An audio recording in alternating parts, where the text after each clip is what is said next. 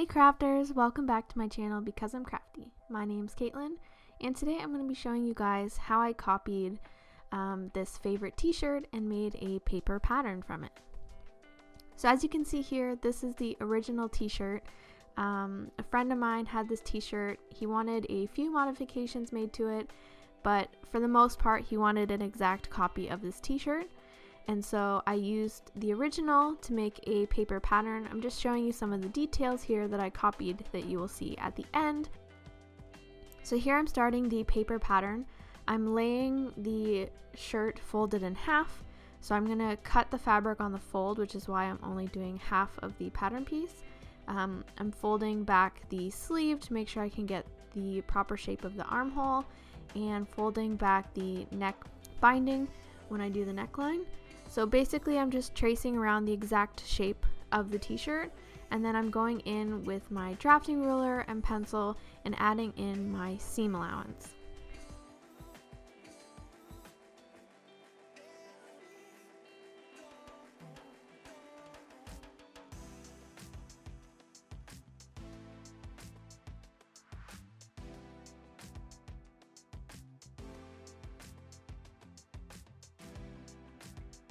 A French curve ruler is really helpful when you're making paper patterns. It's not a necessity, but if you're really getting into it, I highly recommend it.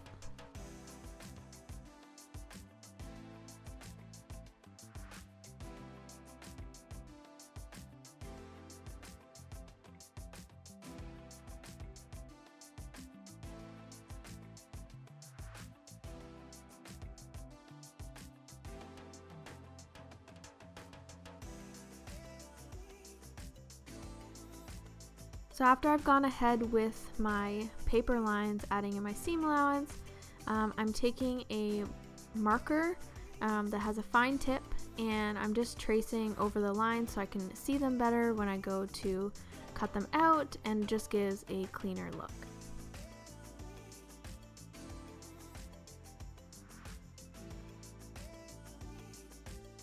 Next, I'm adding in the grain line with my arrows and my label to make sure I know to cut it on the fold. I'm adding a notch on the side to make sure that I line it up when I'm sewing it together. And then I'm just adding my naming convention to the pattern piece so I know what it is and how much of it to cut out.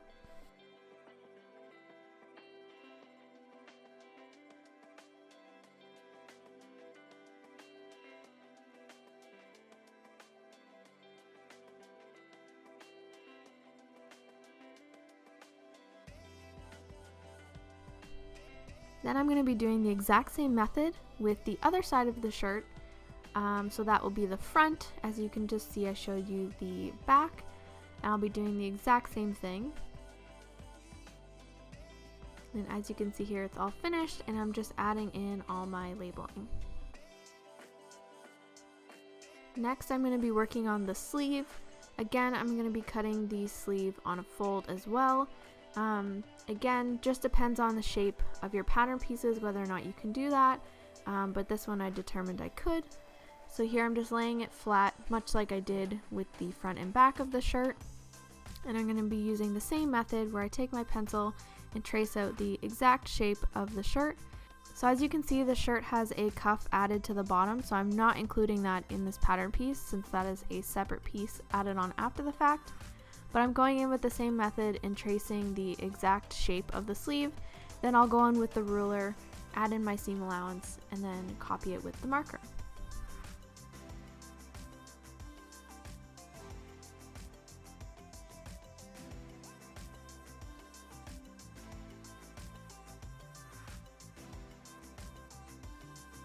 It's really important that when you're tracing a piece of clothing and you're basically copying to make your own pattern piece or to cut it out of a different material, to make sure that everything is folded straight and equally on each side so you don't get a warped shape.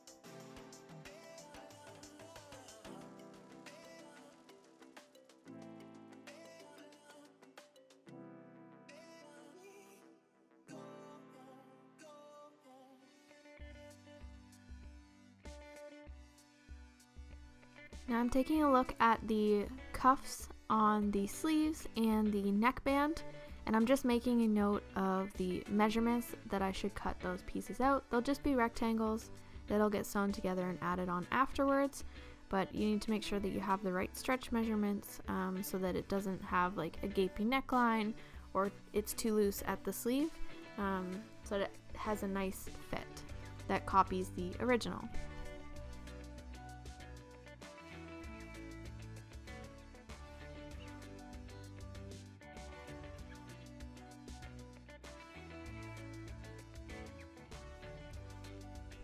And as you might have seen in this one, this shirt does have a pocket as well.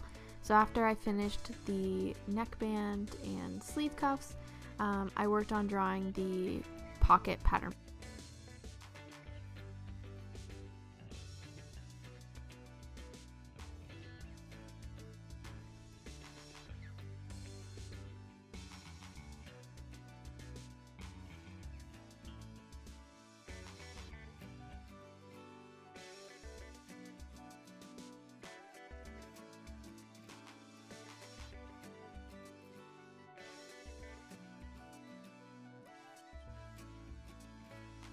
So one of the tips in this video that I wanted to show you guys is a rotary cutter to cut out your pattern pieces.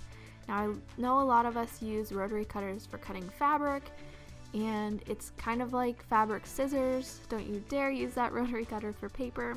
But I actually have two on hand, and I've labeled one specifically for paper, and I've found it's a lot easier to cut out paper patterns with the rotary cutter than with the scissors.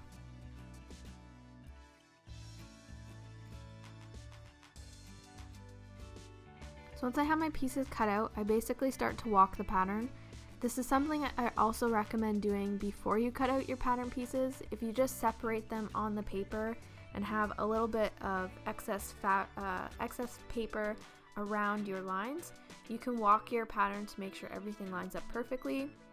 I was feeling pretty confident in my pattern pieces, which is why I just cut them out, and I decided to walk them after. And then I laid out the original t-shirt and laid my pattern pieces on top just to make sure that they were perfectly lined up. I made a few little adjustments to the neckline just so that the neckline band would sit in the right spot, but other than that, it turned out really well.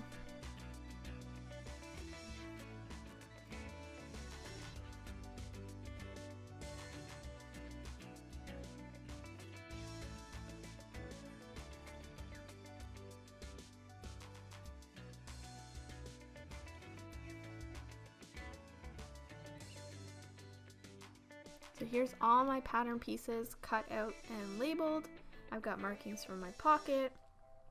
I've got all my grain lines and all my information that I need. And I have my pattern weights ready to cut out my material.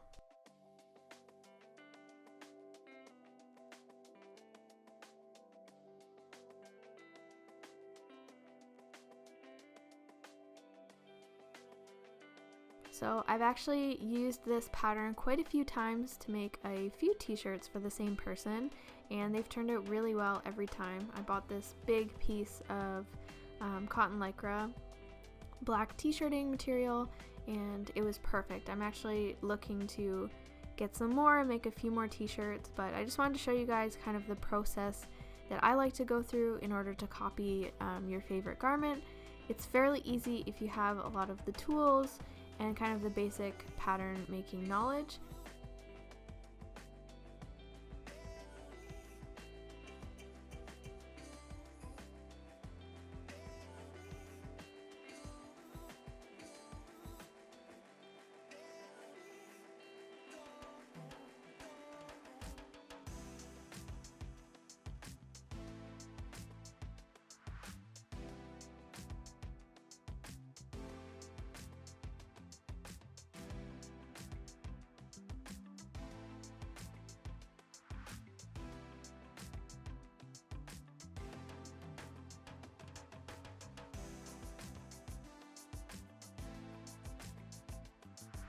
Is it just me, or does anyone else also like cutting out their projects while still wearing their pajamas or house coat?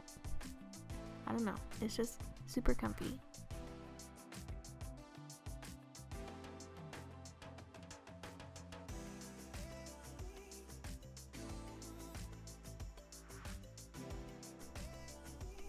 So as you can see here, I'm just finishing cutting out the pattern pieces, the sleeve cuffs, and the neckband, and then I'll be all ready to go to make these t-shirts.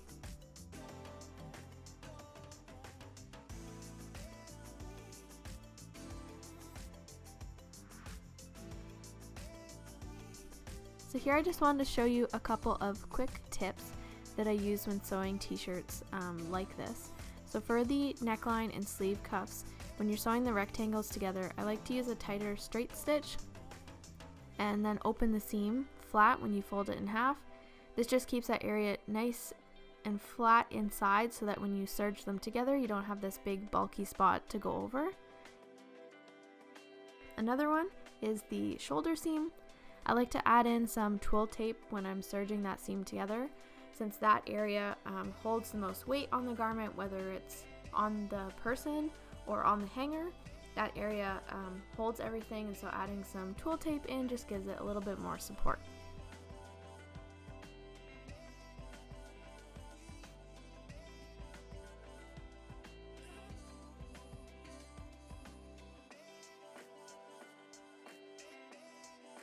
And then the last thing I just want to show you is my pocket.